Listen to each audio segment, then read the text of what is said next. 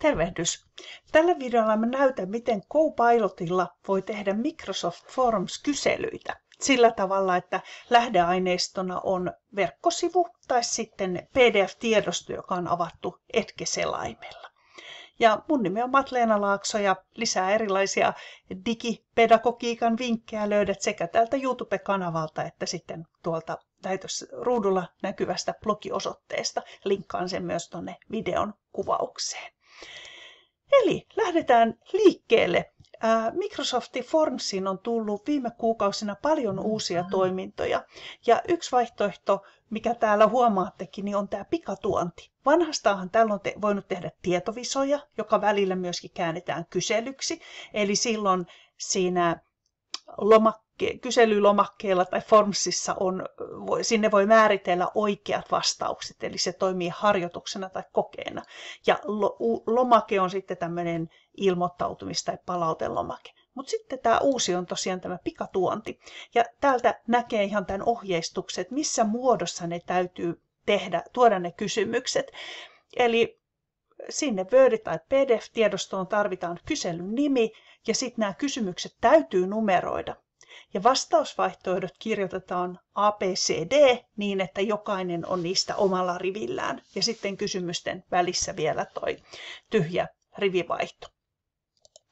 Mutta lähdetään tutkiin. Eli tässä mulla on nyt melkein viimeisin blogikirjoitus, LinkedIn-vinkkejä ja sen verran liikutan näyttöä, että saadaan tuolta Edge-selaimesta näkyviin tämä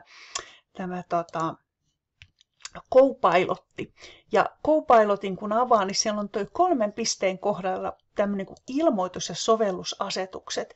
Niin täältä pitäisi sallia se, että Microsoft voi käyttää tämän sivun sisältöä. Eli että Copilotilla on pääsy siihen verkkosivuun tai PDF:ään, joka sulla on Edge-selaimella sillä hetkellä auki. Se on niin kuin tässä tämä idea ja se pitää siellä sallia.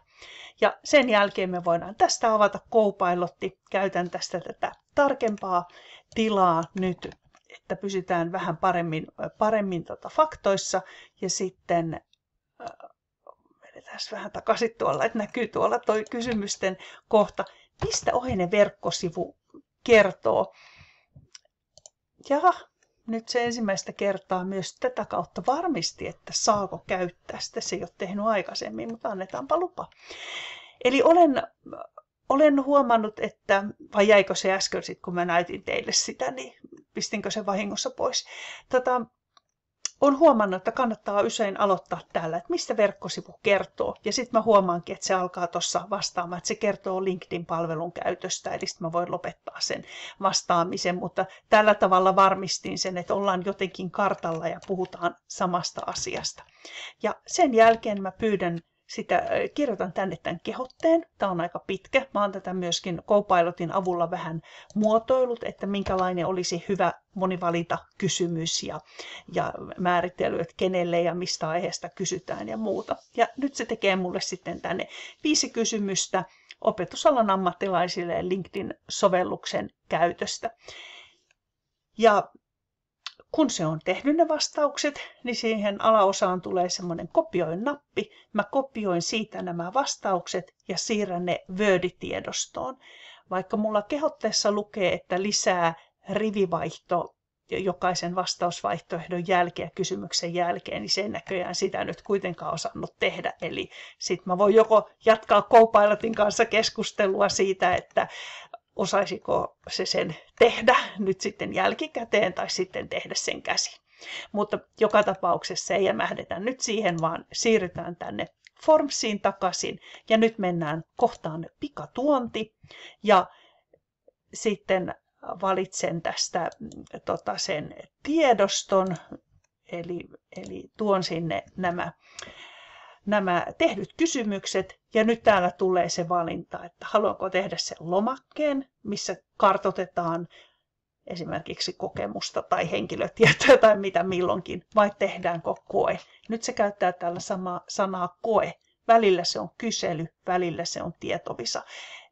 Hämmentävästi suomenkieliset käännökset vaihtelee, mutta siis kokeessa on oikeat vastaukset. Meillä on nyt lomake, koska siinä ei ole oikeita tai vääriä vastauksia, vaan kartoitetaan osallistujien LinkedIn-kokemusta. Nyt se on tehty. Sitten täällä on tämmöinen kuin aloita tarkastelu ja huomaat, että se,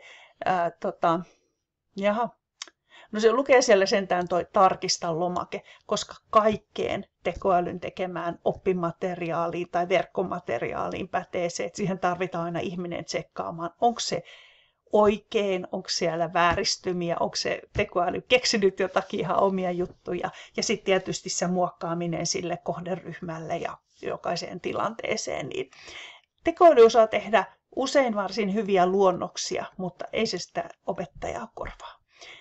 Ja nyt me voidaan tietysti muokata sitä sitten vapaasti niin kuin halutaan. Täällä on esimerkiksi lomakkeen kuvaus, niin tänne mä aika usein kirjoitan ryhmän nimen tai päivämäärä, milloin se on tehty. Varsinkin jos mä käytän samantyyppistä kyselyä muutenkin. Ja sitten täällä näette, se on osannut tehdä meille kyselyn, sinne vastausvaihtoehdot. Jos olisimme tehneet sen koemuotoisen kyselyn, niin sitten mä voisin tähän merkata, että mitkä on ne oikeat vastausvaihtoehdot. Ja tästä jatketaan sitten niin kuin Forbesin lomakkeella muutenkin. Vastaukset kertyy automaattisesti tänne omalle välilehdelleen. Tyylikohdasta voidaan valita sille erilaista visuaalista ilmettä, mitä sille halutaan tehdä.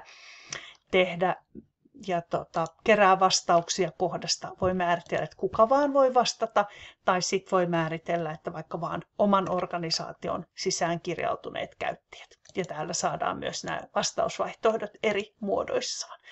Esityskohdasta se toimii kivasti silloin, kun tehdään live-kysely, niin vastaukset näkyy reaaliaikaisesti sieltä kaikille. Ja sitten täällä on vähän lisää näitä erilaisia asetuksia, että niitä voi sitten tutkailla ja opetella, mitä muuta vaihtoehtoa, halutaanko taustamusiikkia tai jotakin muuta sinne. Jes, mutta tällainen vinkki tällä kertaa ja jatketaan taas joku toinen kerta. Moikka!